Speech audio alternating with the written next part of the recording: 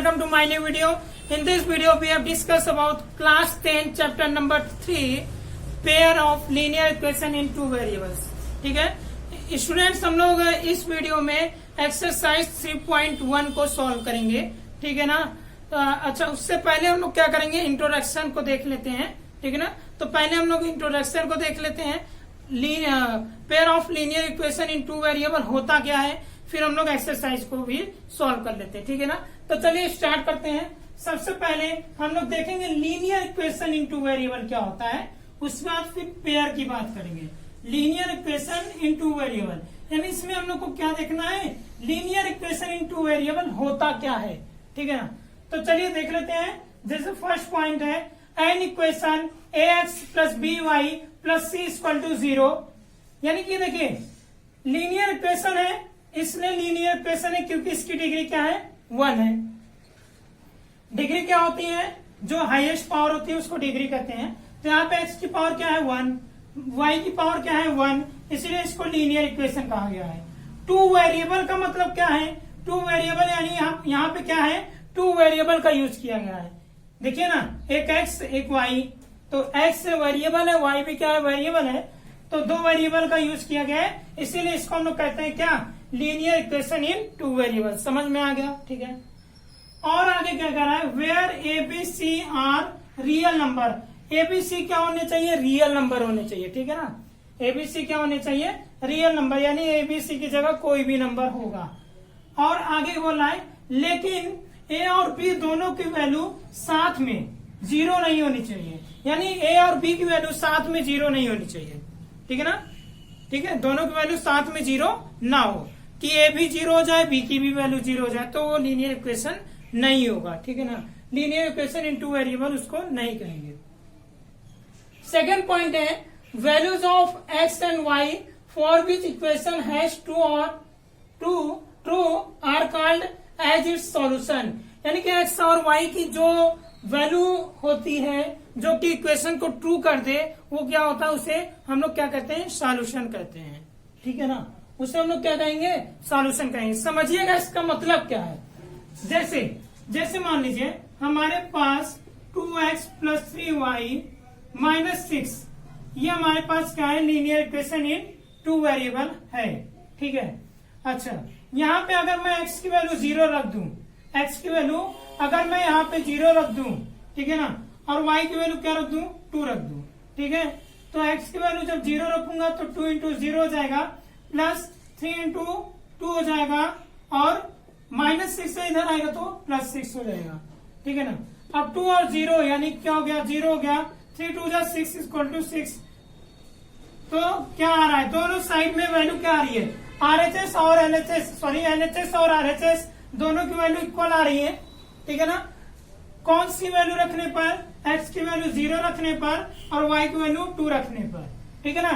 तो ये जो 0 और 2 है ना, वो क्या है, इस लीनियर इक्वेशन का क्या है, लीनियर इक्वेशन का सॉल्यूशन है. वही चीज यहाँ पे लिखा गया है कि एक्स और वाई की वो वैल्यू, ठीक है ना, जो कि जो ये इक्वेशन है, इस इक्वेशन को क्या कर दे, ट्रू कर दे. तो देखिए दोनों साइड में इक्वल आ गया वैल्यू, तो इक्वेशन तो ट्रू हो गया ना. तो जो इस इक्वेशन को ट्रू कर दे, यानी एक्स और वाई की वो वैल्यू रखिए जो कि इस इक्वेशन को ट्रू कर दे, तो वही क्या होगा, इसका सॉल्यूशन होगा. यानी कि 0 और 2 क्या है, इसके सॉल्यूशन है. समझ में आ गया. ठीक है. चलिए अब आगे हम लोग देखते हैं इन्फिनिटी, यानी कि इसके मैनी सॉल्यूशन होते हैं, बहुत से सॉल्यूशन होते हैं. ठीक है ना. इनफाइनाइट सॉल्यूशन होते हैं लीनियर इक्वेशन के. ठीक है ना. कैसे होते हैं अभी दिखाया जाएगा. In a graphically representation it represents a straight line and every solution is a point in this straight line. देखिए क्या कह रहा है कि इन ग्राफिकली रिप्रेजेंटेशन, जब हम लोग ग्राफिकली रिप्रेजेंटेशन करेंगे तो उस समय क्या होगा, ये क्या जो ये लीनियर इक्वेशन है, ये जो लीनियर इक्वेशन है वो क्या देगा, एक स्ट्रेट लाइन देगा. यानी कि जब हम लोग क्या करेंगे, इस लीनियर इक्वेशन को ग्राफ में रिप्रेजेंट करेंगे ना, तो वो क्या करेगा, एक स्ट्रेट लाइन देगा. और सॉल्यूशन क्या होगा, उस लाइन पे जितने भी पॉइंट होंगे वो क्या होगा, उसके सॉल्यूशन होंगे. ठीक है ना. तो चलिए हम लोग जरा समझ लेते हैं इसका मतलब क्या है। तो आप इसको नोट डाउन कर लीजिएगा कि सॉल्यूशन, अगर कोई पूछेगा कि सॉल्यूशन क्या है तो सॉल्यूशन आपका ये होगा, ठीक है ना। तो आप ये जानते रहिए, ठीक है। अच्छा, तो चलिए हम लोग ये फोर्थ पॉइंट को क्लियर कर लेते हैं एग्जाम्पल के थ्रू, ठीक है। तो आप इसको नोट डाउन करिएगा। चलिए अब क्या है, यहाँ पे मैंने क्या लिया था, 3x plus 2y, 2x plus 3y लिया था। 2x plus 3y minus 6 equal to 0, ठीक है ना। तो हम लोग क्या लिख सकते हैं इसको, 2x plus 3y equal to 6 लिख सकते हैं। अगर हम लोग x की वैल्यू 0 रखेंगे तो y की वैल्यू क्या आएगी, तो 2 into 0 plus 3y equal to 6, तो 0 प्लस 3y इक्वल टू 6, 0 का कोई मतलब नहीं, हट गया। तो 3 जाएगा, डिवाइड करेगा तो 3 2 जा 6, y की वैल्यू क्या आ गई 2। यानी जब x 0 रखा गया तो y क्या आया, 2 आया। चलिए अब x की वैल्यू कुछ और रखते हैं हम लोग। जब हम लोग x की वैल्यू क्या रखेंगे, 3 रखते हैं, x की वैल्यू 3 रखते हैं तो देखते हैं y की वैल्यू क्या आती है। तो 2 into 3 plus 3y minus 6 equal to 0। अच्छा, इसको इधर जब कर देंगे क्या हो जाएगा, प्लस 6 हो जाएगा, ठीक है ना। चलिए 2 3 जा 6 plus 3y equal to 0, sorry 6 हो गया। अब ये 6 प्लस में इधर आएगा तो माइनस करेगा, यानी 3y इक्वल टू क्या आएगा, 6 माइनस 6, और 3y इक्वल टू क्या हो जाएगा 0, यानी कि 0 और 3 को जब डिवाइड करेंगे तो y की वैल्यू क्या मिल जाएगी, हमको 0 मिल जाएगी। यानी कि जब हमने क्या किया, x की वैल्यू 0 पुट की तो y की वैल्यू 2 आई, x की वैल्यू जब 3 पुट किया तो y की वैल्यू क्या आई, 0 आई। यानी कि अब हम लोग क्या करेंगे, कोऑर्डिनेट टेबल बनाएंगे, इसके कोऑर्डिनेट टेबल बनाएंगे। तो टेबल कैसे बनता है, यहाँ पे x करते हैं, यहाँ पर y, फिर हम लोग क्या लिखते हैं, जब x हम लोग क्या रखेंगे, 0 पुट करेंगे तो y की वैल्यू क्या आई, 2 आई, ठीक है ना। अब x की वैल्यू अगर हम लोगों ने क्या किया, 3 पुट किया तो y की वैल्यू क्या आ गई, 0 आ गई। तो ये क्या हो गया, इसका कोऑर्डिनेट टेबल हो गया, ठीक है ना। अब हम लोग इसको क्या करेंगे, प्लॉट करेंगे ग्राफ पर, ठीक है ना। ग्राफ पर प्लॉट करेंगे तो इसका जो इसका एक्स एक्सिस, यानी कि जो कोऑर्डिनेट हम लोग को मिलेगा, वो कोऑर्डिनेट क्या मिलेगा वो देख लेते हैं। तो कोऑर्डिनेट हम लोग को मिल रहा है यहाँ पे 0 और 2, और यहाँ पे क्या मिल रहा है 3 और 0, ठीक है ना। ये कोऑर्डिनेट हम लोग को मिल रहा है, इसको हम लोग ग्राफ में प्लॉट करते हैं। ये हो गया ग्राफ, ठीक है ना। देखिए 1 2 3 4 5 6, ठीक है ना। 1 2 3 4 5 6, ये क्या है आपका एक्स एक्सिस है, सॉरी वाई एक्सिस है, ठीक है। ये आपका वाई डैश एक्सिस होगा, ठीक है। ये आपका एक्स एक्सिस है और ये क्या होगा, एक्स डैश एक्सिस होगा, ठीक है। चलिए अच्छा, पहला कोऑर्डिनेट क्या बना, 0 और 2, इसको अगर हम लोग ए से रिप्रेजेंट करें, अच्छा यहाँ पे आपको दिख रहा है पहला कोऑर्डिनेट आपको क्या बना, पहला कोऑर्डिनेट आपका बना 0 और 2, इसको ए से रिप्रेजेंट करेंगे, और दूसरा क्या बना 3 और 0, इसको बी से रिप्रेजेंट करेंगे, ठीक है ना। तो देखिए 0 और 2, 0 क्या होगा, यहाँ पे 0 होगा, और 2 कहाँ पे होगा, ये, ठीक है ना। 2 ये y एक्सिस पे 2 है तो 2 हो गया। 3 x एक्सिस पर 3 हो गया, ये 3 हो गया x एक्सिस पर, और 0 y एक्सिस पर 0, यानी कि 3 0। यहाँ पे क्या होगा 3 0 कोऑर्डिनेट होगा, यहाँ पे क्या होगा आपका 0 और 2 कोऑर्डिनेट होगा। जब हम लोग इन दोनों को मिलाएंगे तो देखिए क्या मिल रहा है हमको, स्ट्रेट लाइन मिल रहा है ना, स्ट्रेट लाइन मिल रहा है। तो यहाँ पे क्या कहा गया, अगर ग्राफिकली रिप्रेजेंटेशन करेंगे तो क्या एक स्ट्रेट लाइन रिप्रेजेंट करेगा। देखिए एक स्ट्रेट लाइन रिप्रेजेंट कर रहा है कि नहीं, ठीक है ना, वही बात यहाँ लिखी गई है। अब क्या कर रहा है, every solution is a point on this straight line, यानी स्ट्रेट लाइन पर, इस स्ट्रेट लाइन पे जितना पॉइंट आएगा ना, जितने भी पॉइंट आएंगे सभी पॉइंट क्या होंगे, इस लीनियर इक्वेशन इन 2 वेरिएबल के क्या होंगे, सॉल्यूशन होंगे, ठीक है ना। तो वही बात की गई है कि जितने भी पॉइंट आएंगे स्ट्रेट लाइन पर वो सब क्या होंगे, इसके सॉल्यूशन होंगे। समझ में आ गया, ठीक है ना। तो जितने भी पॉइंट आएंगे, ठीक है, जैसे यहाँ पे हम लोग देखें 1 और 1, तो 1 और 1 अगर मान लीजिए जैसे पॉइंट पे आ जाता है, पॉइंट पे तो हमारे ख्याल से नहीं आएगा, सॉरी स्ट्रेट लाइन पे तो नहीं आएगा, नीचे ही आ रहा है, तो 1 और 1 हमारा स्ट्रेट लाइन पे नहीं आ रहा है, तो ये सॉल्यूशन नहीं है। जो स्ट्रेट लाइन पे आएगा जो पॉइंट, वही क्या होगा, सॉल्यूशन होगा। समझ में आ गया, ठीक है ना। चलिए, यानी कि linear equation in two variable हम लोग को समझ में आ गया। अब देखिए pair of linear equation in two variable क्या है। इतनी तो बात हम लोगों ने की थी, इतना पार्ट हम लोग इसकी बात कर चुके हैं। पेयर का मतलब क्या, जोड़ा। क्या होता है, जोड़ा होता है। तो दो लीनियर इक्वेशन को ले लीजिए तो जोड़ा बन गया, ठीक है ना। तो देखिए यहाँ पे क्या किया गया, general form of this type of equation. तो pair of linear equation in two variable का जो जनरल फॉर्म होता है, देखिए यहाँ पे एक ही लीनियर इक्वेशन था, linear equation in two variable यहाँ पे एक ही था। जब आप दो linear equation in two variable ले लेंगे ना, तो वो pair of linear equation in two variable कहा जाने लगेगा। समझ में आ गया। तो हमने क्या किया, एक ये ले लिया है linear equation in two variable, और एक ये ले लिया ना दो, तो ये क्या हो गया, पेयर बन गया। समझ में आया। तो a1x plus b1y plus c1 equal to 0। यहाँ पे बस क्या चेंज होगा, a1 a2 की वैल्यू चेंज होगी, x y z चेंज नहीं होगा। समझ में आया, ठीक है ना। x y और c नहीं चेंज होगा, तो c भी चेंज होगा, आपका c क्या है, कांस्टेंट है। तो a1x हो गया प्लस b1y प्लस c1, ठीक है। ये एक linear equation in two variable हो गया, और दूसरा ये है। तो इन्हीं जब दो हम लोग linear equation in two variable को लेते हैं तो क्या बनता है, pair of linear equation in two variable. समझ में आया, ठीक है।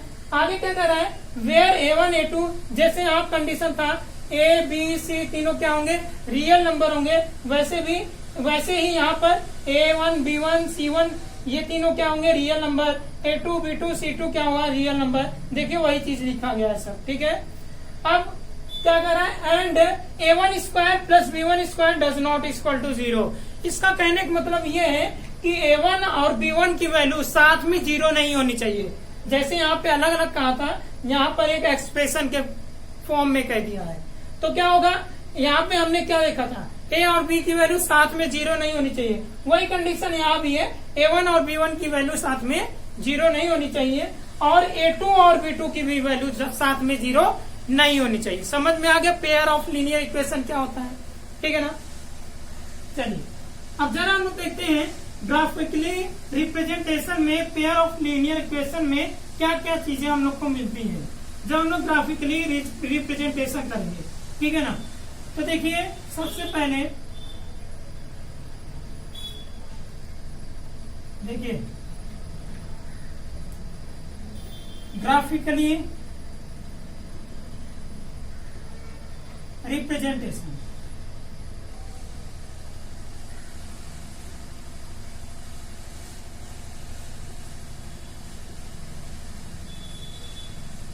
ठीक है।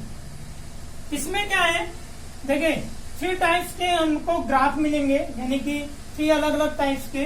देखिए ग्राफ तो हमारे सेम रहेंगे, लेकिन जो देखिए जैसे मैं मान लूं हमारे पास 2 लीनियर इक्वेशन है, पेयर ऑफ लीनियर इक्वेशन का यूज करेंगे। तो एक हो जाएगा हमारा L1, ठीक है ना, L1 हो जाएगा। और L1 क्या गिवन है, मान लीजिए आपका क्या गिवन है, a1x b1y प्लस c1, ठीक है ना, इक्वल टू 0। और L2 गिवन है क्या, a2x plus b2y plus c2 equal to 0, ठीक है। अच्छा, जो हम लोग को ग्राफ मिलेगा ना, अलग अलग टाइप्स के वहां पे लाइन बनेंगे, ठीक है ना। तो देखिए जब लाइन इस टाइप का बनेगा, ऐसे ऐसे, यानी L1 और L2 एक दूसरे को क्या करेंगे, कट करेंगे, तो इसको हम लोग क्या कहेंगे, इंटरसेक्टिंग कहेंगे, ठीक है ना, इंटरसेक्टिंग, ठीक है ना, इंटरसेक्टिंग। और इसमें कितने सॉल्यूशन मिलते हैं, हमको इसमें केवल 1 सॉल्यूशन मिलेगा, ठीक है ना। कितने सॉल्यूशन मिलेंगे, 1 सॉल्यूशन। क्यों, क्योंकि ये दोनों लाइन एक ही पॉइंट पे एक दूसरे को इंटरसेक्ट कर रहे हैं। तो जितने पॉइंट पर ये दोनों लाइन इंटरसेक्ट करेंगी ना, तो उतना सॉल्यूशन मिलेगा। तो अभी तो एक ही पॉइंट पे इंटरसेक्ट कर रहे हैं, इसलिए 1 सॉल्यूशन। समझ में आया, ठीक है ना। और इसके लिए कंडीशन क्या होती है, अगर आप चेक करेंगे a1 अपॉन a2 करेंगे और b1 अपॉन b2 करेंगे, b1 अपॉन b2 करेंगे, अगर A1 अपॉन A2 का रेशियो B1 अपॉन B2 के रेशियो के इक्वल नहीं आया तो समझ लीजिए क्या मिलने वाला है, इंटरसेक्टिंग टाइप्स की ग्राफ मिलने वाली है, ठीक है ना। यानी कि दो लाइन क्या करेंगे, इंटरसेक्ट करेंगे। जब आपको ये कंडीशन मिलेगा A1 अपॉन A2 का रेशियो B1 अपॉन B2 के रेशियो के इक्वल नहीं हुआ तो आप तुरंत समझिएगा कि दो लाइन एक दूसरे क्या करने वाले हैं, इंटरसेक्ट करने वाले हैं। समझ में आ गया, ठीक है। चलिए आगे देखिए, आगे हमको दो लाइन ऐसे मिलते हैं, ठीक है ना। ये हमारा L1 हुआ, ये हमारा L2 हुआ, ठीक है ना। तो ये क्या है, पैरेलल मिल रहे हैं हमको, ठीक है ना। तो इसको हम लोग क्या कहते हैं, पैरेलल कहते हैं, ठीक है ना। पैरेलल कहेंगे हम लोग। तो पैरेलल में क्या होता है, नो सॉल्यूशन होता है, कोई भी सॉल्यूशन इस कंडीशन में आपको नहीं मिलेगा। यानी pair of linear equation in two variable का कोई भी सॉल्यूशन आपको नहीं मिलेगा, ठीक है ना। क्यों नहीं मिलेगा, क्योंकि ये दोनों देखिए क्या कहीं पे इंटरसेक्ट कर रहे हैं, नहीं। मैंने आपको बताया कि दो लाइन एक दूसरे को जितने पॉइंट पे इंटरसेक्ट करेंगे उतना सॉल्यूशन मिलेगा। तो यहाँ ये दोनों लाइन एक दूसरे को इंटरसेक्ट कर ही नहीं रहे, तो इसका मतलब नो सॉल्यूशन होगा। समझ में आ गया, ठीक है। अच्छा, इसके लिए कंडीशन क्या है, A1 A2 B1 B2 does not equal to C1 C2। यानी कि इसमें क्या होगा, A1 अपॉन A2 का रेशियो B1 अपॉन B2 के रेशियो के इक्वल होगा, लेकिन B1 अपॉन B2 का रेशियो C1 अपॉन C2 के रेशियो के इक्वल नहीं होगा। तो जब हम लोग ऐसा कंडीशन पाएंगे ना कि इन दोनों का रेशियो तो इक्वल है लेकिन इन दोनों का रेशियो इक्वल नहीं है, ऐसा कंडीशन पाएंगे तो हम लोग को तुरंत ही बोल देना है कि दो लाइन क्या कर रही हैं, एक दूसरे के पैरेलल जाने वाली हैं, ठीक है ना। दो लाइन एक दूसरे के पैरेलल जाने वाली, समझ में आ गया, ठीक है। चलिए आगे हम लोग समझ लेते हैं। अच्छा, एक कंडीशन आपकी ये होगी, एक L1 ये हो गया और L2 क्या हो गया, इसी के ऊपर आ गया, ठीक है ना। तो ऐसे में हम लोग क्या करते हैं, इसको कोइंसाइड कहते हैं, ठीक है ना। कोइंसिडेंट कहेंगे या कोइंसाइड कहिए, जो भी कहिए, तो कोइंसिडेंट या कोइंसाइड कहिए, एक ही बात हुई। तो इसमें क्या होगा, अच्छा दोनों क्या कर रहे हैं, एक दूसरे को ओवरलैप कर रहे हैं। ओवरलैप का मतलब एक दूसरे के ऊपर है, ठीक है। जब एक दूसरे के ऊपर है यानी कि दोनों एक दूसरे को कई पॉइंट पे क्या करेंगे, कई पॉइंट पे इंटरसेक्ट करेंगे, यही कंडीशन होगा।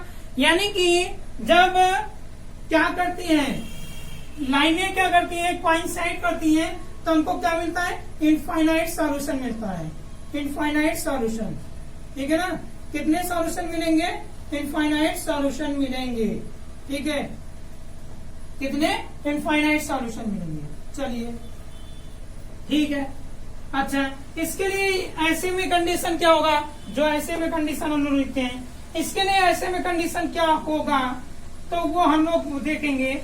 A1 ratio of A1 A2 equal होगा क्या, रेशियो ऑफ B1 B2 के और रेशियो ऑफ C1 C2 के। यानी कि A1 A2 का रेशियो, यानी तीनों का रेशियो क्या होगा, एक दूसरे के इक्वल होगा, ठीक है ना। तो जब आप तीनों का रेशियो एक दूसरे के इक्वल पाइएगा तो आप तुरंत बोल दीजिएगा कि ये दो लाइन एक दूसरे क्या करने वाली है, ओवरलैप करने वाली, क्या ओवरलैप करने वाली है। और इसको हम लोग क्या कहते हैं, कोइंसिडेंट कहते हैं। और इसमें हम लोग को कितने सॉल्यूशन मिलने वाले हैं, इनफाइनाइट नंबर ऑफ सॉल्यूशन मिलने वाले हैं। समझ में आ गया, ठीक है ना। तो आप इसको नोट डाउन कर लीजिए। इसके बाद हम लोग pair of linear equation in two variable को हम लोग सॉल्व करेंगे और उसको ग्राफिकली कैसे रिप्रेजेंट करते हैं उसको रिप्रेजेंट करके दिखाएंगे। यानी कि एक्सरसाइज में ही मैं आपको दिखा दूंगा, ठीक है ना। तो आप इसको क्या करिए, नोट डाउन कर लीजिए। चलिए स्टूडेंट्स, हम एक्सरसाइज 3.1 के सॉल्यूशन को, क्वेश्चन को सॉल्व कर लेते हैं।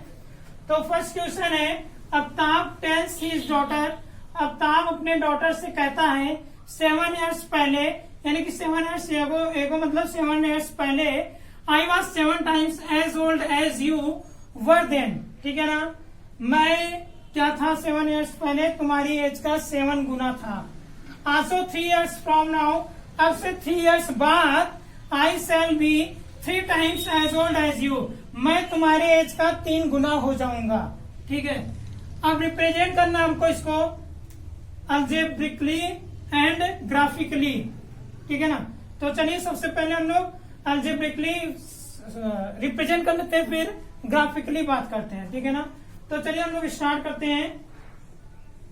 तो जब हम लोग सॉल्व करेंगे तो सबसे पहले हम लोग मान लेते हैं, ऐसे कंडीशन में क्या होता है, दोनों की यानी जो 2 लोगों की एज देता है ना, दोनों की प्रेजेंट एज मान लेनी चाहिए। ठीक है ना, तो हम लोग मान लेते हैं let Aftab present age equal to क्या होगा, x ईयर। ठीक है ना, और x ईयर्स हो जाएगा। इसके अलावा जो उसकी डॉटर है, आफ्ताब की डॉटर, उसकी भी एज हम लोग कुछ मानेंगे। ठीक है ना, आफ्ताब डॉटर्स प्रेजेंट एज,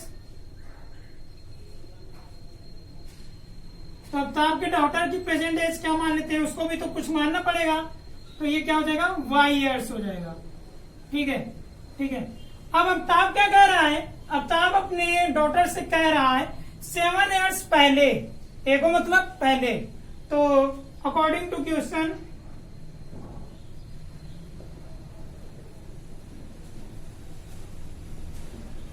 क्या कहा गया है कि 7 ईयर्स पहले की बात कर रहा है। तो before 7 years, sorry 7 years before, 7 years before का ये है एगो। ठीक है ना, 7 ईयर्स एगो। तो ये बताइए, जैसे आपकी एज, मैं यहाँ कहता हूँ आपकी एज कितनी है, 14 है, तो 7 ईयर्स पहले आपकी एज कितनी रही होगी, तो 7 क्यों क्या करेंगे आप, 14 में से 7 को माइनस कर देंगे तो 7 बताएंगे, यही बताएंगे ना। अभी आपकी एज 14 है, तो मैं पूछूंगा 7 ईयर्स पहले आपकी एज कितनी थी, तो आप क्या करोगे, 7 माइनस कर दोगे।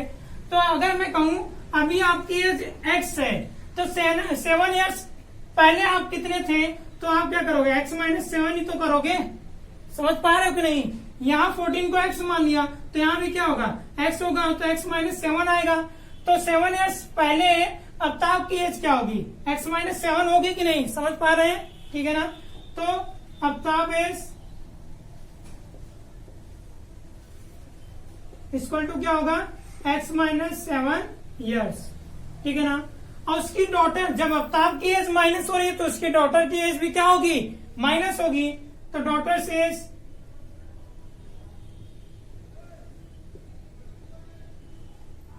क्या हो जाएगा, y माइनस 7, क्योंकि इसकी एज क्या है, अभी y है, तो 7 ईयर्स पहले क्या होगा, y माइनस 7। अब आफ्ताब क्या कह रहा है कि 7 ईयर्स पहले मैं तुम्हारे एज का 7 गुना, 7 टाइम्स मतलब 7 गुना था, यानी कि 7 ईयर्स पहले जो आफ्ताब की एज थी, तो आफ्ताब की एज 7 ईयर्स पहले क्या थी, x माइनस 7 थी।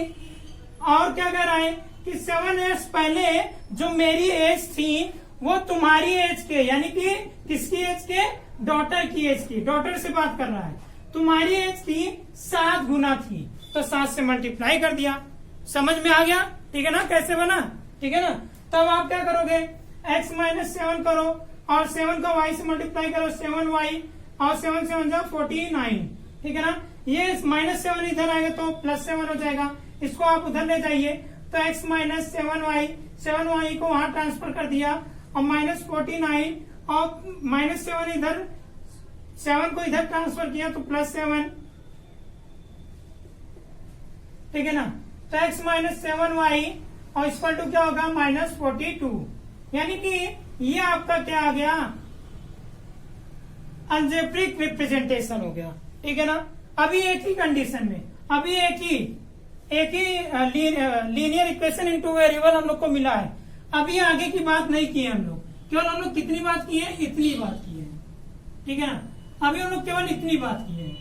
ठीक है, ठीक है, अब आगे हम लोग बात करते हैं। अब क्या कह रहा है, आल्सो 3 years फ्रॉम नाउ, अब से 3 years बाद, फ्रॉम नाउ मतलब 3 years बाद, तो 3 years बाद अभी क्या है, अभी आफ्ताब की एज क्या है, x है, तो यहाँ लिखेंगे आफ्टर 3 years।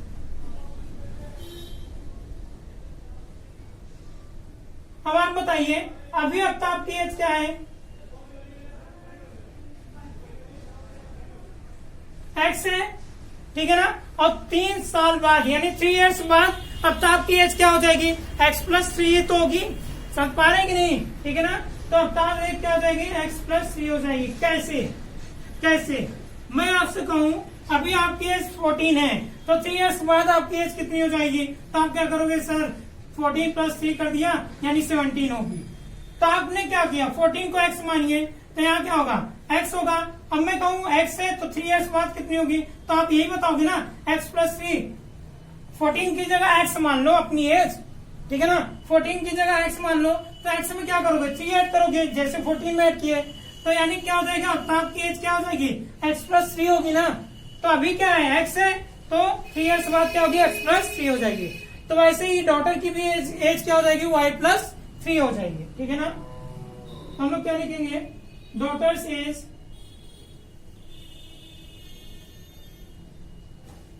y+3, ठीक है ना। तो अब आगे क्या कहा जा रहा है? ध्यान समझिए आगे क्या कह रहा है। आफ्ताब ये कह रहा है कि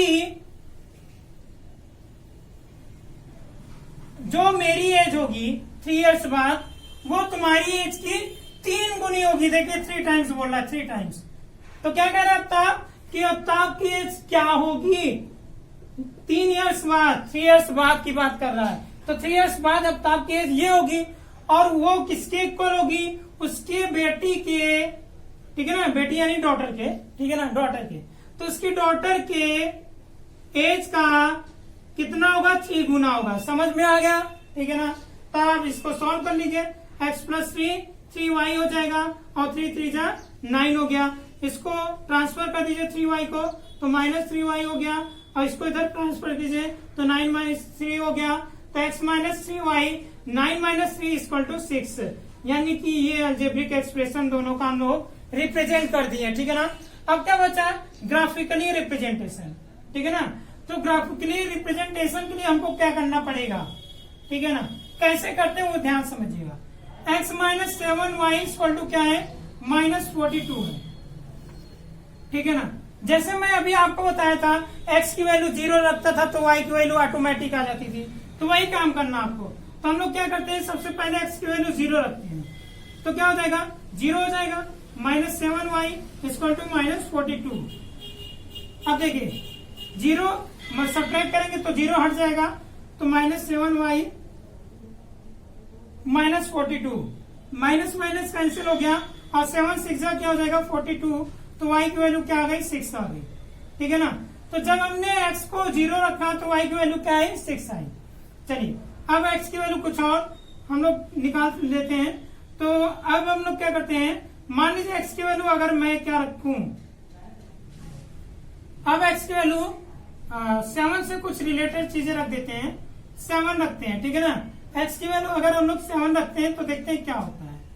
तो x की वैल्यू जब हम लोग 7 रखेंगे तो 7 - 7y = -42, ठीक है ना।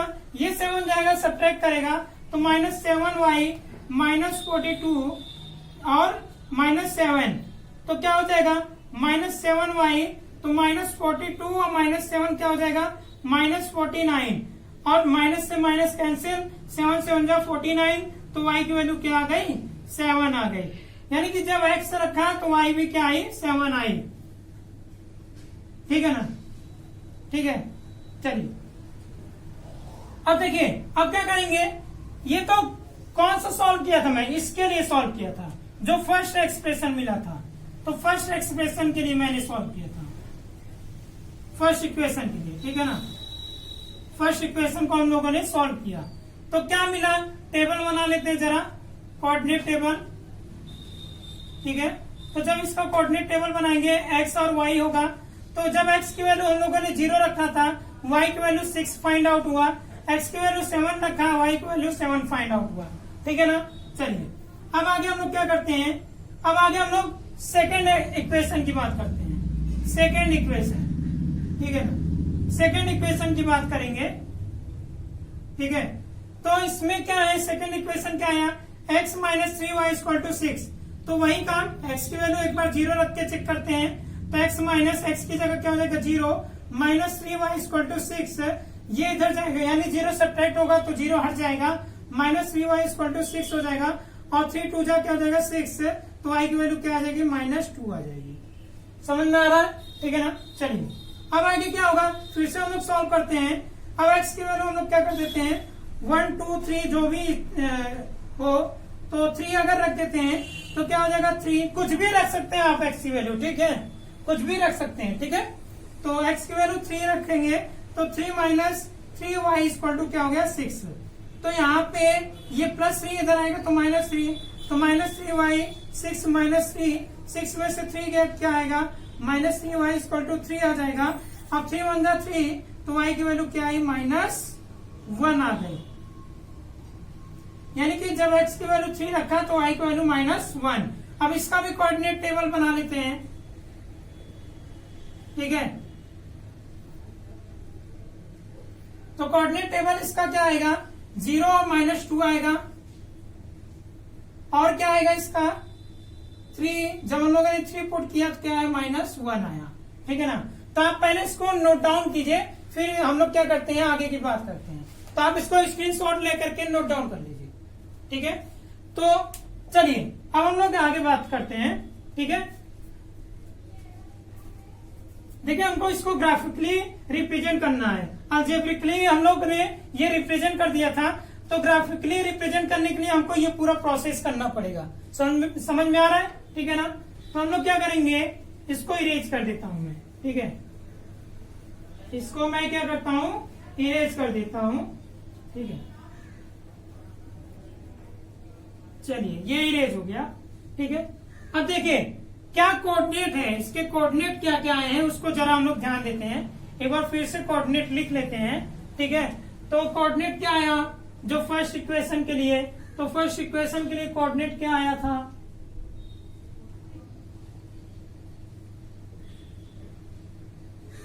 0 और 6, और क्या हो गया 7 और 7, ठीक है ना। अच्छा इसको इस कोऑर्डिनेट को ये क्या बनेगा 0 और 6, इसको ए मान लेते हैं, और ये क्या बनेगा आपका 7 और 7, इसको हम लोग क्या मान लेते हैं बी मान लेते हैं, ठीक है ना। अच्छा दूसरे इक्वेशन का, सेकेंड इक्वेशन का जो कोऑर्डिनेट आया है वो क्या है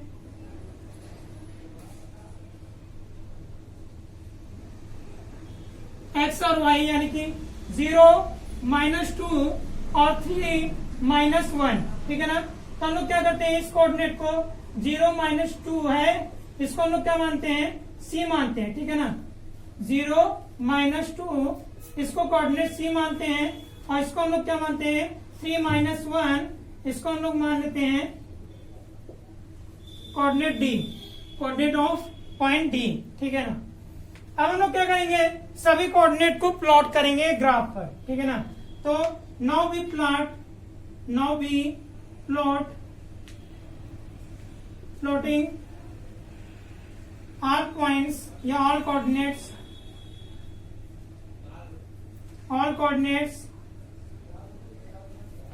of A, B, C and D on the graph paper, on the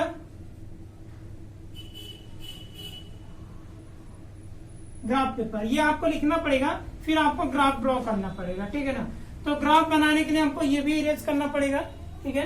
तो हम इसको भी इरेज कर देते हैं, ठीक है। चलिए अब जरा ध्यान दीजिए, अब ध्यान दीजिए हमने क्या किया, यहाँ पे हम लोग ग्राफ बना लेते हैं, ठीक है। ये हो गया। तो यहाँ पे 1 2 3 4 5 6 7 8, ठीक है। मैक्सिमम नंबर कहां तक गया है 7 तक, तो 8 तक काफी है, ठीक है ना। मैक्सिमम नंबर देख लीजिएगा कहां तक गया है, उतने नंबर आप यहां रिप्रेजेंट कीजिएगा, ठीक है। तो 1 2 3 4 5 6 एंड 7, ठीक है। ये आपका एक्स एक्सिस है, ये वाई एक्सिस है, यहाँ पे आपका क्या होगा एक्स डैश होगा, और ये क्या होगा आपका y डैश होगा। ठीक है, चलिए आगे देखते हैं। इधर हम लोग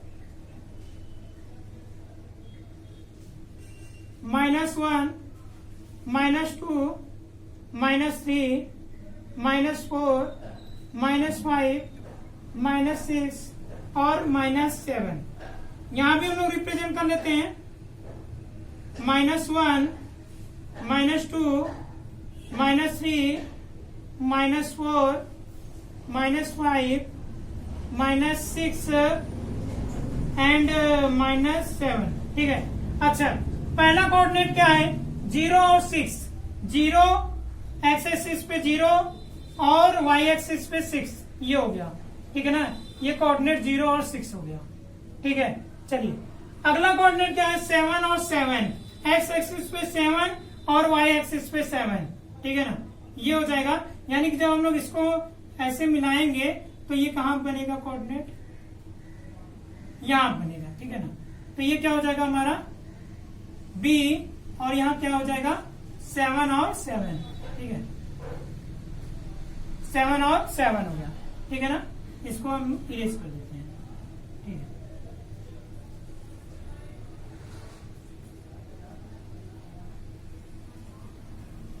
ये हो गया। स्केल से आप स्केल से ड्रॉ करेंगे। ठीक है ना, ताकि सब इक्वल आए। ठीक है, आगे क्या है? 0 और -2 है। इसका सेकेंड इक्वेशन का देखिए। 0 पहले फर्स्ट इक्वेशन के जो आप कोऑर्डिनेट मिले हैं, आप उसको क्या कीजिए, एक लाइन ड्रॉ कर लीजिए। ठीक है ना, उसको मिला लीजिए। तो हमने क्या किया, ऐसे लाइन ड्रॉ कर लिया। ठीक है ना, ऐसे मिला दिया दोनों को। ठीक है, आगे देखिए सेकेंड इक्वेशन में 0 और -2 मिला। चलिए हम लोग सेकेंड इक्वेशन को भी देख लेते हैं कैसे रिप्रेजेंट करना है। तो यहाँ 0 और -2 है, एक्स एक्सिस 0 और वाई एक्सिस -2, तो ये हो गया। तो यहाँ पे आपको क्या मिलेगा? कोऑर्डिनेट C 0 और -2। ठीक है ना, चलिए आगे क्या है? 3 और -1, तो 3 एक्स एक्सिस और -1 वाई एक्सिस, यानी कि आपको यहाँ कहीं कोऑर्डिनेट मिलेगा। तो ये क्या होगा? D। देखिए 3 और -1 है, ये -1 हो गया, ये 3 हो गया। ठीक है ना, तो ये आपको कोऑर्डिनेट मिलेगा, तो ये D हो जाएगा, और ये क्या होगा? 3 और -1। ठीक है, अब हम लोग को क्या करना है? इन दोनों को मिला देना है, जैसे कि हमने स्केल से इसको मिलाया था, आपको स्केल से मिलाना है। ठीक है, तो चलिए मिला देते हैं हम लोग। ऐसे करके कुछ इस टाइप में लाइन जाएगी। जो भी लाइन जाएगी आप स्केल से मिलाइएगा तो आपसे परफेक्ट मिल जाएगा। ठीक है ना, ऐसे पॉइंट से जाएगा आपका। ये 0.4 है।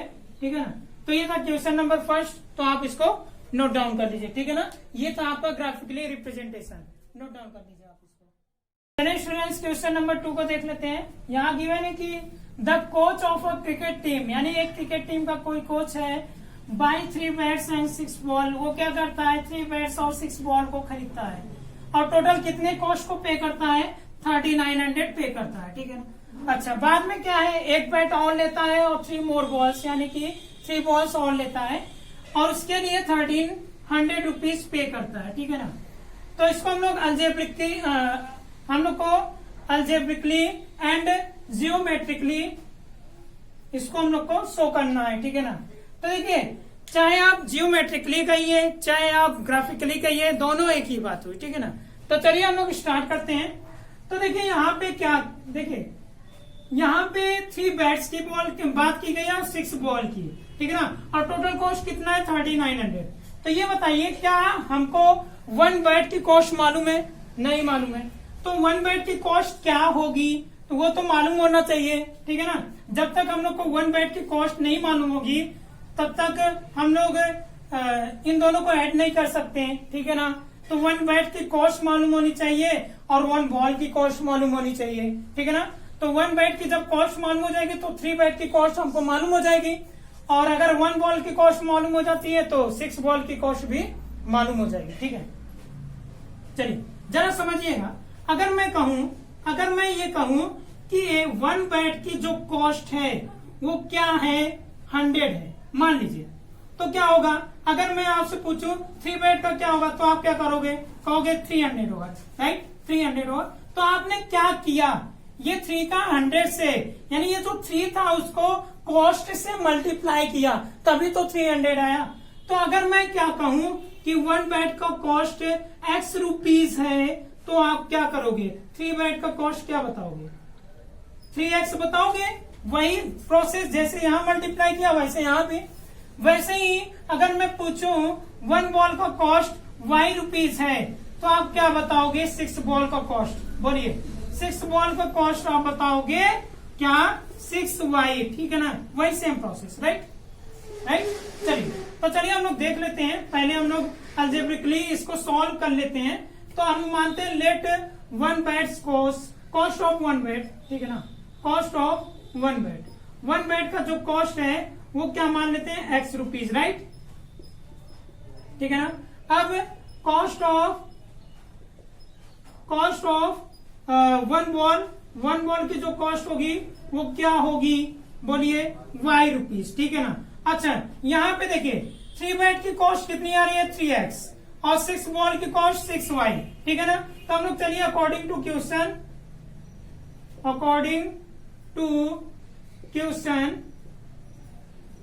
ठीक है ना? अकॉर्डिंग टू क्वेश्चन हम लोग क्या करेंगे? तो हम लोग लिख सकते हैं दोनों के, यानी कि कितने बैट है? 3 बैट, तो 3 बैट का कॉस्ट कितना होगा? 3x। 6 बॉल है, 6 बॉल का कॉस्ट क्या होगा? 6y। अब दोनों को जब ऐड करेंगे क्या आएगा? 3900 रुपीज पे किया गया, राइट। ये तो हो गया फर्स्ट इक्वेशन, यानी कि इन द फर्स्ट कंडीशन की बात किया। तो ये क्या था? फर्स्ट कंडीशन थी, फर्स्ट कंडीशन, राइट, ठीक है, इन द फर्स्ट कंडीशन, राइट। चलिए इन द सेकेंड कंडीशन की बात करते हैं। इन द सेकेंड कंडीशन, ठीक है। चलिए सेकेंड कंडीशन भी देख लेते हैं क्या है। तो 1 बैट, यानी कि 1 अनदर बैट खरीदा, यानी कि 1 अनदर बैट खरीदने का मतलब क्या है? उसकी कॉस्ट x हो गई, और 3 मोर बॉल्स बाई किया, इसका मतलब उसकी कॉस्ट क्या हो गई? 3y हो गई, राइट। और इसका टोटल जो कॉस्ट आएगा वो क्या आएगा? 1300 आएगा, राइट। जो पे किया गया 1300 रुपीज पे की गई, ये सेकेंड कंडीशन हो गई। अच्छा, ये हम लोगों ने क्या किया? अलजेब्रिकली हम लोगों ने रिप्रेजेंट कर दिया। चलिए हम लोग जरा जियोमेट्रिकली रिप्रेजेंट करते हैं। तो चलिए 3x प्लस 6y और इक्वल टू 3900, ठीक है ना? तो इसमें क्या करते थे? जियोमेट्रिकली या ग्राफिकली रिप्रेजेंटेशन के लिए हम लोग क्या करते थे? x की वैल्यू पुट करते थे, फिर y की वैल्यू आ जाती थी। तो वही काम करेंगे। तो पहले हम लोग क्या करेंगे? ये जो इक्वेशन है ना, इसको हम लोग क्या करते हैं? इजी कर लेते हैं, ठीक है ना? तो इजी कर लेते हैं, क्या होगा? 3 कॉमन है, यहाँ पे देखिए 3 कॉमन है, तो x प्लस 2y आएगा, 3 2 जा 6 होगा, और यहाँ भी 3 इंटू 1300 लिख सकते हैं। 3 से 3 कैंसिल हो गया, तो x plus 2y equal to क्या आ गया? 1300। तो ये एक इक्वेशन ये आ गया, ठीक है, ठीक है। चलिए, तो इन द फर्स्ट इक्वेशन, तो फर्स्ट इक्वेशन की अगर बात करेंगे, तो अगर x की वैल्यू हम लोग क्या करेंगे? x की वैल्यू अगर हम लोग क्या पुट करते हैं? 200 पुट करते हैं, या फिर हम लोग पुट करते हैं क्या? x की वैल्यू 500, ठीक है ना? 500 या 300 कर देते हैं, ठीक है, 300 कर देते हैं। तो क्या होगा?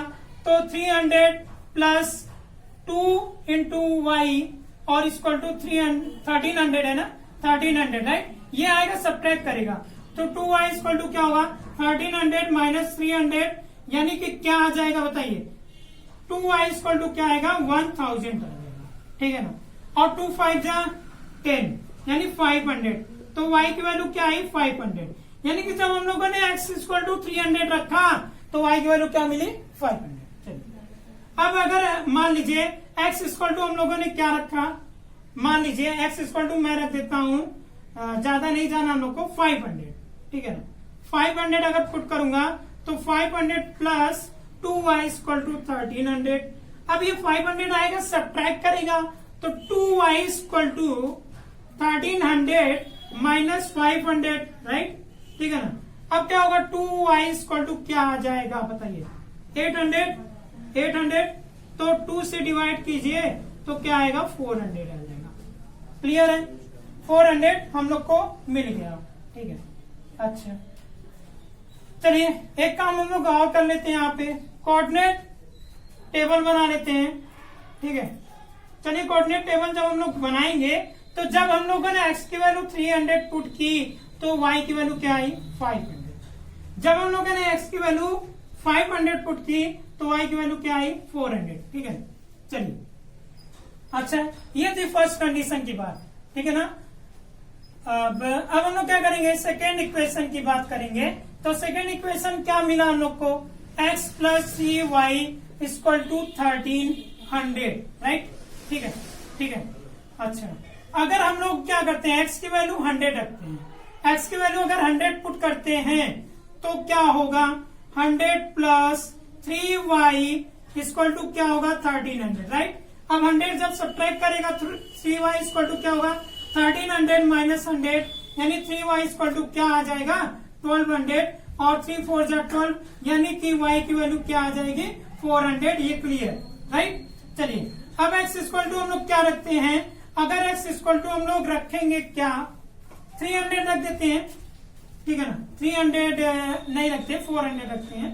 x इक्वल टू अगर हम लोग 400 पुट करते हैं तो क्या होगा 400 प्लस 3y इक्वल टू, आप कोई भी वैल्यू रख सकते हैं। राइट, ठीक है ना, तो क्या हो जाएगा यहाँ पर 1300।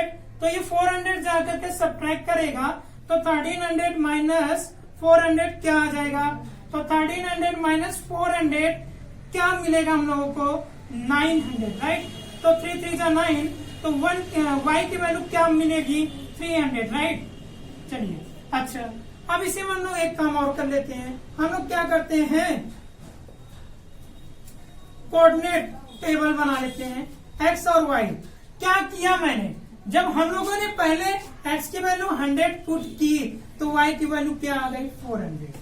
फिर जब हम लोगों ने x की वैल्यू 400 पुट किया तो क्या आया y की वैल्यू 300।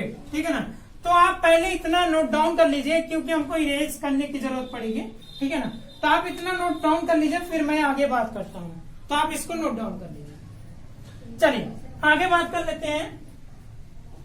देखिए इसको मुझे इरेज करना है। ठीक है, अब हम लोग क्या करते हैं, एक काम कीजिए, देखिए यहाँ पे फिर से हम लोग कोऑर्डिनेट को लिख लेते हैं। तो जो फर्स्ट इक्वेशन का कोऑर्डिनेट आया हमारे पास, फर्स्ट इक्वेशन का वो क्या क्या आया उसको मैं लिख लेता हूँ। ठीक है, उसको मैं लिख लेता हूँ, एक्स वाई हो गया।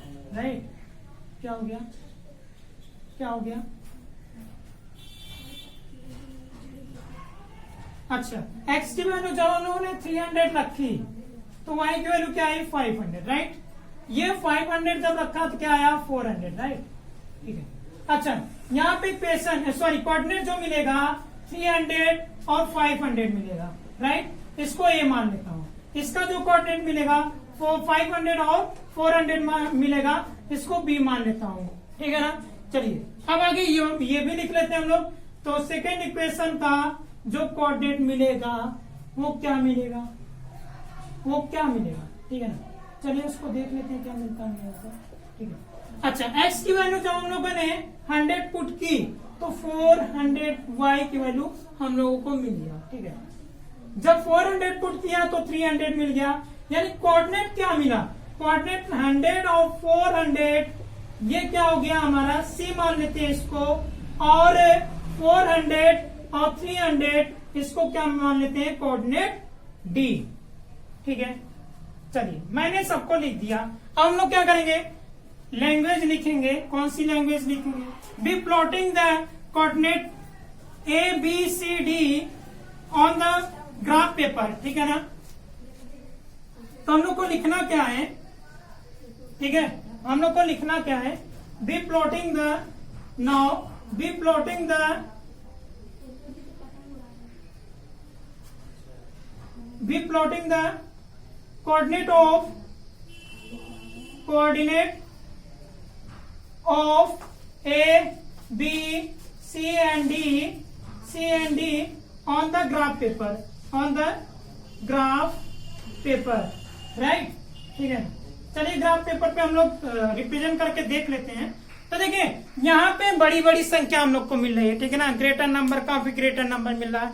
तो अगर हम लोग 1 2 लेकर चलेंगे तो हमारी जो कॉपी की लिमिटेशन है या फिर जो हमारे बोर्ड की लिमिटेशन है, आपके कॉपी की लिमिटेशन है, वो इतना है नहीं कि हम लोग 1 2 करते करते 500 तक जाएं। तो हम लोग क्या करते हैं 100, 200, 300, 400, 500 ऐसे ले लेते हैं, राइट। तो चलिए हम लोग स्टार्ट करते हैं। सबसे पहले तो यहाँ पे ग्राफ हम लोग ड्रॉ करेंगे, ठीक है ना, ठीक है ना। तो मैंने क्या कहा था, हाईएस्ट कितना गया है, हाईएस्ट कितना गया 500 तक, तो 500 तक ग्राफ हम लोग को ड्रॉ करना है, ठीक है। तो ये हो गया 100, ये हो गया 200, ये हो गया 300, ये हो गया 400 और ये हो गया 500, ठीक है ना। ऐसे इधर भी हम लोग को आना है 100, 200, 300 और 400 और 500, राइट, ठीक है ना। अच्छा एक और ले जाइए 600 तक, 500 लिमिटेशन है, सॉरी 500 आया है हाईएस्ट नंबर, तो हम लोग 600 तक जाएंगे, ठीक है। ये हो गया y एक्सिस और ये हो गया x एक्सिस और ये x डैश एक्सिस हो गया। यहाँ पे हम लोग क्या रखेंगे -100, -200, -300, ठीक है, -400, -500 और -600, ठीक है। वैसे माइनस में तो कोई आया नहीं है वैल्यू, ठीक है ना। चलिए हम लोग रिप्रेजेंट कर देते हैं। यहाँ पे क्या हो जाएगा -100, -200, ठीक है ना, -200 और -300, -400, -500, ठीक है ना, -500 और -600, ठीक है। चलिए हम लोगों ने रिप्रेजेंट कर हम लोग क्या करते हैं रिप्रेजेंट कर लेते हैं, ठीक है। देखिए सबसे पहले क्या है कोऑर्डिनेट है 300 एंड 500, तो 300 x axis and 500 y axis, then we will find the point on this position, right, ठीक है ना, that is the position of coordinate A, right। तो दिस इज कोऑर्डिनेट है 300 एंड 500, राइट। चलिए तो इसको आप स्केल से कीजिएगा ताकि आपको एकदम रियल में मिले, ठीक है। यहाँ मैं स्केल यूज नहीं कर सकता। चलिए कोऑर्डिनेट भी क्या है 500 and 400, right. 500 is on the x axis and 400 is on the y axis, यानी we can represent on this point, we can represent this point on this position, right। तो ये क्या हो गया कोऑर्डिनेट ऑफ बी 500 एंड 400। चलिए ये तो मालूम हो गया हमको, ठीक है। चलिए नेक्स्ट क्या है, नेक्स्ट हम लोग कोऑर्डिनेट ऑफ सी, तो कोऑर्डिनेट ऑफ सी क्या है 100 एंड 400, तो 100 X axis and 400 Y axis, तो this is the point of coordinate C. तो ये क्या हो जाएगा 100 और 400। अच्छा हम लोगों ने क्या किया था इससे पहले वाले क्वेश्चन में, फर्स्ट इक्वेशन के कोऑर्डिनेट को रिप्रेजेंट करके लाइन ड्रॉ कर लिया था, तो इसमें भी आप लाइन ड्रॉ कर लीजिए, ठीक है ना। स्केल से लाइन ड्रॉ कीजिएगा आप, तो ये लाइन ड्रॉ हो जाएगी, ठीक है ना। अच्छा ये हो गया सी। कोऑर्डिनेट डी को देखिए 400 और 300, 400 is on the X axis and 300 is on the Y axis, यानी we find the position on this point, right, यानी कि this is the point D coordinate, तो 400 and 300, right, 400 and 300 तो हम लोग को मिल चुका है। तो हम लोग क्या करेंगे इसको भी क्या करेंगे स्केल से मिला देंगे, तो आप क्या करिए इसको स्केल से मिला देंगे, ठीक है। तो हमारे ख्याल से एक तरीके से ये पैरेलल जाएगा, स्केल से आप मिलाइएगा देखिएगा, तो हो सकता है आपको पैरेलल मिले, ठीक है ना। तो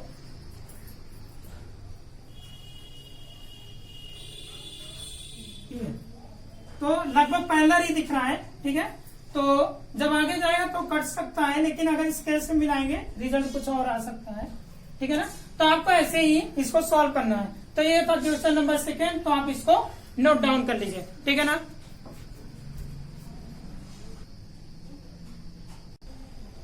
चलिए स्टूडेंट्स क्वेश्चन नंबर 3 की बात कर लेते हैं। गिवन है the cost of 2 kg of apples and 1 kilogram of grapes on a day was found to be 160 rupees, right। After a month यानी कि 1 मंथ बाद the cost of 4 kg of apples and 2 kg of grapes is 300 rupees. Represent this situation bye algebraically and geometrically. सब वही करना है आपको। अच्छा, इसमें एक बात ध्यान दीजिए, 2 किलोग्राम एप्पल और 1 किलोग्राम ग्रेप्स, इनका जो कॉस्ट पे किया गया कितना, 160 रुपीज। ठीक है ना, इनके लिए कितना रुपीज पे किया गया, 160 रुपीज। अच्छा ये बताइए हम लोग को क्या मालूम होना चाहिए इसमें, 1 किलोग्राम एप्पल का कॉस्ट मालूम होना चाहिए, तभी तो 2 किलोग्राम एप्पल का कॉस्ट फाइंड कर सकते हैं। और यहाँ पे 1 किलोग्राम ग्रेप्स का कॉस्ट मालूम होना चाहिए। ठीक है ना, जब इन दोनों का कॉस्ट मालूम होगा तभी तो हम लोग उसको ऐड करके 160 ला सकते हैं। समझ में आ गया, जैसे कि मैं पिछला वाला क्वेश्चन किया था। तो हम लोग क्या मानेंगे, हम लोग वही पिछले वाली की तरह सॉल्व करेंगे। तो हम लोग लिखेंगे क्या, let 1 kilogram of apples, cost of 1 kilogram of apples, right, cost of 1 kg of apples, क्या मान लेते हैं इसको, x रुपीज, राइट, और cost of 1 kg of grapes, इसको क्या मान लेते हैं, y रुपीज। ठीक है, बहुत इजी है, ध्यान से समझिएगा। According to question in the first condition, according to question, ठीक है ना, इन द फर्स्ट कंडीशन हम लोग यहाँ लिखेंगे, सब में आपको ये लिखना है, इन द फर्स्ट कंडीशन, जब फर्स्ट वाला लीनियर पेयर इनटू वेरिएबल बनाते हैं, इन द फर्स्ट कंडीशन। ठीक है, ठीक है। अच्छा, इन द फर्स्ट कंडीशन में क्या मिल रहा है हम लोग को, 2 किलोग्राम, ठीक है ना, एप्पल है, तो 1 किलोग्राम एप्पल का x रुपीज, तो 2 किलोग्राम एप्पल का क्या होगा, 2x रुपीज होगा कि नहीं, होगा ना। ठीक है, चलिए, यानी क्या हो गया, ये 2x हो गया। और 1 किलोग्राम ग्रेप्स है, तो 1 किलोग्राम का क्या मान रखे हैं, y। अच्छा, इन दोनों को कॉस्ट, पूरे कॉस्ट को ऐड किया, कितना आया, 160। समझ पा रहे हैं, ठीक है ना। अरे कॉस्ट को ऐड करूंगा, इसका कॉस्ट निकाला 2x, इसका कॉस्ट y, और इन दोनों के कॉस्ट को ऐड कर लिया, तभी तो 160 पे करना पड़ा। ठीक है ना, तो ये तो हो गया फर्स्ट कंडीशन, ये हमको मिल गया। इन द सेकेंड कंडीशन,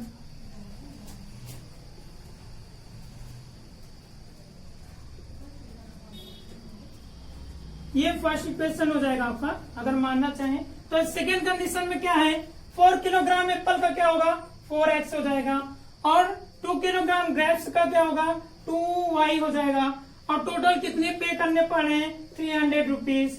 ठीक है ना, तो ये तो दूसरा भी बन गया। अच्छा, ठीक है, ये दूसरी इक्वेशन हम लोग को मिल गई। अच्छा, अलजेब्रिकली हम लोगों ने इसको तो सॉल्व कर लिया, अब ज्योमेट्रिकली हम लोग को सॉल्व करना है, तो चलिए सॉल्व कर लेते हैं। तो फर्स्ट इक्वेशन को लेते हैं, फर्स्ट इक्वेशन को जब हम लोग लेंगे तो 2x plus Y equal to 160 है। तो क्या करते हैं, x की वैल्यू क्या रख देते हैं हम लोग, कुछ भी आप रखिए, तो x की वैल्यू हम लोग अगर क्या रखते हैं, अगर 10 रख देते हैं, ठीक है ना, बहुत ज्यादा आ जाएगा, तो ऐसा रखिए जिससे कि ज्यादा ना जाने पाए। ठीक है ना, ऐसा करिए, हम लोग क्या करते हैं, 50 रख देते हैं। ठीक है ना, तो क्या हो जाएगा, 2 into 50 plus Y equal to 160, और 50 टू जा क्या होगा, 100 होगा, तो y इक्वल टू 100 क्या करेगा, इधर आएगा तो सब्ट्रैक्ट कर देगा, y इक्वल टू 160 माइनस 100, तो y की वैल्यू क्या मिल जाएगी, 60 मिल जाएगी। ठीक है, x इक्वल टू जब हम लोगों ने 50 रखा तो y की वैल्यू क्या मिल गई, 60 मिल गई। ठीक है, अच्छा चलिए आगे बात करते हैं, यहीं पे बात कर लेते हैं आगे। अब x इक्वल टू आप क्या रख दीजिए, x इक्वल टू आप रख दीजिए 40 रख दीजिए, 40 या 60 रख दीजिए। अब x इक्वल टू 60 रख दीजिए, तो x इक्वल टू जब हम लोग 60 रखेंगे तो 2 इंटू 60 हो जाएगा, प्लस y हो जाएगा, और इक्वल टू 160 हो जाएगा। 60 का 2 से मल्टीप्लाई करेंगे 120 आएगा, राइट। तो 120 प्लस y इक्वल टू क्या होगा, 160। 120 इधर आएगा, सब्ट्रैक्ट होगा, तो 160 माइनस 120, और y इक्वल टू क्या हो जाएगा बताइए, y इक्वल टू क्या आएगा, 40 आएगा। यानी जब हम लोगों ने x इक्वल टू 60 रखा, y इक्वल टू क्या मिल गया, 40 मिल गया। यानी कि फर्स्ट कंडीशन का कोऑर्डिनेट क्या मिला, तो फर्स्ट कंडीशन यानी फर्स्ट इक्वेशन का जो कोऑर्डिनेट हम लोग को मिला उसकी बात कर लेते हैं। x हो गया, y हो गया। तो जब हम लोगों ने 50 रखा तो क्या मिला, 60 मिला। जब हम लोगों ने 60 पुट किया तो क्या मिला, 40 मिल गया। चलिए ये भी हो गया। अच्छा आगे बात करते हैं। अच्छा यहीं पे अगर कोऑर्डिनेट मान ले 50 और 60, अच्छा चलिए बाद में बात करते हैं इसकी। सेकेंड इक्वेशन क्या है, 4x plus 2y equal to 300 है, ठीक है। अच्छा इसको हम लोग और इजी कर लेते हैं। तो इजी करने के लिए क्या करना पड़ेगा, कॉमन लेना पड़ेगा। तो 2 कॉमन ले लीजिए, तो 2 2 जा 4 यानी 2 कॉमन हो गया, तो 2 बाहर गया तो y बचा, और ये क्या हो जाएगा, 2 इंटू 150 लिख सकते हैं इसको, 2 इंटू 150। अब 2 से 2 कैंसिल हो गया तो क्या बचेगा, 2x plus Y equal to 150, ठीक है ना। अब वही काम करना है, x की वैल्यू क्या रख देते हैं हम लोग, पहले 50 रख देते हैं, ठीक है ना। तो क्या आ जाएगा, तो 2 into 50 plus Y equal to क्या हो जाएगा, 150। तो क्या होगा, 100 प्लस वाई इक्वल टू 150। 100 आकर के सब्ट्रैक्ट करेगा तो y इक्वल टू क्या आएगा, 150 माइनस 100 यानी कि y इक्वल टू क्या आ जाएगा, 50 आ जाएगा। ये हम लोग को मिल गया, ठीक है ना। चलिए अब आगे देखते हैं। आगे हम लोग अगर देखेंगे तो यहाँ पे क्या होगा, x इक्वल टू हम लोग क्या रखेंगे, अब x इक्वल टू 60 रख देते हैं, ठीक है ना। x इक्वल टू अगर 60 रखेंगे तो क्या होगा, तो x इक्वल टू अगर हम लोग 60 रखेंगे तो क्या मिल जाएगा, इस पर रखना है हम लोगों को, ठीक है ना। तो देखिए जो हमने रखा है ना, जो हम लोगों ने वैल्यू रखा है x इक्वल टू 50, वो किस पर रखा है, इस पर, ठीक है ना। तो ये इक्वेशन बना लीजिए, थर्ड इक्वेशन बना लीजिए। तो पुट इक्वेशन थर्ड है, तो इक्वेशन थर्ड पे इसको क्या करना है, पुट करना है, ठीक है ना, पुट करना है, ठीक है। तो इक्वेशन थर्ड पर इसको भी पुट करना है, किस पर, इक्वेशन थर्ड पर पुट करना है। तो चलिए पुट करके देख लेते हैं। तो क्या हो जाएगा, 2 into 60 plus Y equal to 150, और 62 जा 120 प्लस वाई इक्वल टू 150 हो जाएगा। 120 आकर के सब्ट्रैक्ट करेगा तो 150 माइनस 120 हो जाएगा, तो y इक्वल टू क्या आ जाएगा, 30 आ जाएगा। यानी कि जब हम लोगों ने x की वैल्यू 60 रखी तो y की वैल्यू क्या आ गई, 30। हम लोग कोऑर्डिनेट बना लेते हैं इसका भी। जब इसका कोऑर्डिनेट बनाएंगे तो क्या मिलेगा, देख लेते हैं।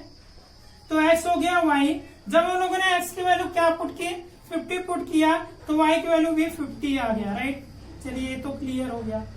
x की वैल्यू 60 पुट किया तो y की वैल्यू क्या हो गई, 30 आ गई, ठीक है ना। यानी कि दोनों का कोऑर्डिनेट हम लोगों ने क्या किया, लिख लिया, ठीक है ना। तो अब आप इसको नोट डाउन कर लीजिए, हमको इरेज करने की जरूरत है, ठीक है ना। तो चलिए यहाँ पे इरेज कर देते हैं, ठीक है ना, यहाँ पे, ठीक है ना। हम लोग कोऑर्डिनेट को लिख के रहने देते हैं, बाकी सबको इरेज कर देते हैं, ठीक है ना, ठीक है। चलिए अच्छा देखिए, कोऑर्डिनेट लिख लीजिए। फर्स्ट इक्वेशन का जो कोऑर्डिनेट मिला है वो क्या मिला है, x और y 50 60 और क्या मिला है, 60 और 40, यही मिला है। चलिए कोऑर्डिनेट को भी लिख लेते हैं। कोऑर्डिनेट ए क्या हो जाएगा, मान लेते हैं कोऑर्डिनेट ए 50 और 60 हो गया। कोऑर्डिनेट बी क्या हो गया, 60 और 40 हो गया, ठीक है ना, मिल गया ए बी, ठीक है ना। चलिए अभी वाला कोऑर्डिनेट लिखते हैं। तो सेकेंड इक्वेशन था, ठीक है ना, यहां लिखिएगा सेकेंड इक्वेशन। तो इसका कोऑर्डिनेट क्या होगा, x और y, ठीक है ना, x और y। तो x क्या है 50, y क्या मिला 50, x जब 60 था तो y की वैल्यू क्या मिली 30। चलिए ये भी कोऑर्डिनेट, सी कोऑर्डिनेट क्या होगा 50 और 50 होगा, ठीक है। कोऑर्डिनेट डी क्या होगा 60 और 30 होगा, ठीक है। चलिए हम लोग क्या करते हैं, इसको रिप्रेजेंट कर देते हैं नंबर लाइन पर, सॉरी नंबर लाइन नहीं, ग्राफ पेपर पर। तो हम लोग क्या करेंगे, बी प्लॉटिंग लिखेंगे, B plotting coordinate of A B C and D on graph paper, graph paper, ठीक है ना। चलिए ग्राफ पेपर में हम लोग रिप्रेजेंट करके देख लेते हैं। तो पहले हम लोग क्या करेंगे, एक ग्राफ पेपर बनाएंगे, ठीक है ना। ग्राफ पेपर बनाएंगे हम लोग, ठीक है। अब क्या होगा, यहाँ पर एक्स और वाई एक्सिस की बात करेंगे, तो यहाँ 0 हो गया। तो देखिए क्या है, मैक्सिमम कितना गया है 60, यानी कि हम लोग अगर 10-10 का रेशियो, सॉरी 10-10 की गैपिंग में लिखेंगे तो आ जाएगा, ठीक है ना। तो 10, 20, 30, 40, 50 और एट लास्ट 60, राइट, ठीक है ना। चलिए यहां भी वही हाल है, 10, 20, 30, 40, 50 and at last 60, right. X axis हो गया, ये आपका क्या हो जाएगा, वाई एक्सिस, ठीक है ना, ये होगा वाई एक्सिस। और यहाँ पे क्या होगा, -10, -20, -30, -40, -50 एंड लास्ट में -60, राइट। ये क्या हो गया, वाई डैश हो गया। यहाँ भी क्या होगा, -10, -20, -30, -40, -50 और -60, ठीक है। चलिए हम लोगों ने तो रिप्रेजेंट कर लिया, ठीक है, नंबर को, ठीक है। चलिए देखते हैं कोऑर्डिनेट क्या क्या है। कोऑर्डिनेट ए क्या कह रहा है, 50 और 60 की बात कर रहा है। तो एक्स एक्सिस पे 50 होगा, वाई एक्सिस पे 60 होगा। तो आप क्या करोगे, इसको ऐसे करके जब आप मिलाओगे तो ये 50 और 60, यानी कि दिस इज कोऑर्डिनेट ए, ठीक है ना। तो 50 एंड 60, ठीक है ना। इसको इरेज कर देता हूं ताकि क्लियरली ग्राफ बने हम लोगों का, ठीक है ना। अब देखिए ध्यान दीजिए, आगे क्या है, आगे 60 और 40 है। 60 ये हो गया, 40 ये हो गया, राइट। ये 60 और 40 हो गया, ठीक है। तो ये हमारा क्या हो गया, 60 और 40, this is coordinate B, 60 and 40, right. चलिए हम लोग क्या करेंगे, हम लोग का काम क्या था, फर्स्ट इक्वेशन के कोऑर्डिनेट को लिख लीजिए, तो स्केल में करके इसको क्या कर दीजिए, ऐसे मिला दीजिए, ठीक है। ये क्वेश्चन आप लिख ही चुके हैं, तो मैं इसको थोड़ा सा इरेज कर देता हूं जिससे कि जगह मिल जाए अच्छे से, ठीक है ना। तो हम लोग क्या करते हैं, इसको ऐसे मिला देते हैं, ठीक है ना। चलिए ये तो बात हो गई। अब आगे क्या करते हैं, सेकेंड इक्वेशन का coordinate number C, sorry coordinate of C. तो सी का कोऑर्डिनेट क्या है, 50 एंड 50, ठीक है ना। ये 10 है, 50 एंड 50, तो 50 एंड 50 यानी कि ये आपका कहां पे आएगा,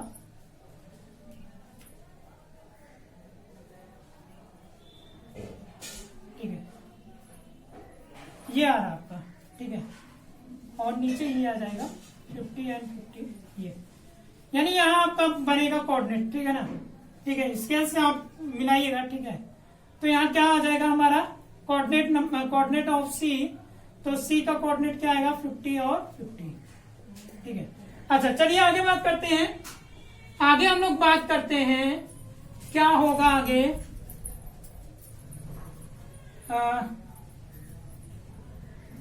अच्छा एक काम कीजिए आप, यहाँ पे 50 है तो 50 और 60 का कोऑर्डिनेट यहाँ पर आएगा, ठीक है ना। तो ये थोड़ा सा गलत हो गया, ठीक है ना। आप इसको सही कर लीजिए, अभी जब मिलाया तो मिलाने पे ये सही मिल रहा है। इसीलिए मैं आपसे कह रहा हूँ कि थोड़ा आप स्केल से जब आप स्केल का यूज करेंगे तो एकदम एग्जैक्ट जगह आएगा, ठीक है ना। तो हमने क्या किया, इसको मिला देते हैं। जब हम इसको मिलाएंगे तो क्या होगा, ऐसे करके आप स्केल से इसको मिला दीजिए, ठीक है ना। जब आप स्केल से इसको मिला देंगे तो ये कोऑर्डिनेट ऑफ सी मिल गया, ठीक है ना। क्या मिल गया, कोऑर्डिनेट ऑफ सी, ठीक है। तो चलिए कोऑर्डिनेट डी को भी रिप्रेजेंट कर लेते हैं। 60 और 30 है, तो 60 क्या होगा, एक्स एक्सिस पर 60 होगा। तो अगर एक्स एक्सिस पर 60 देखेंगे तो क्या हो जाएगा, यहाँ पर ये 60 होगा, ठीक है ना। ये देखिए 60 आ गया, यस, ये 60 हो गया और 30 हो गया। तो आप क्या करोगे, इसको 60 और 30 कोऑर्डिनेट डी रिप्रेजेंट करोगे, 60 एंड 30। तो देखिए ये तो एकदम पैरेलल जा रहा है, देखिए आप स्केल से मिलाइएगा और ये एकदम इसके पास से जा रहा है, ठीक है ना। ये जो लाइन जा रही है इसके पास से जा रही है।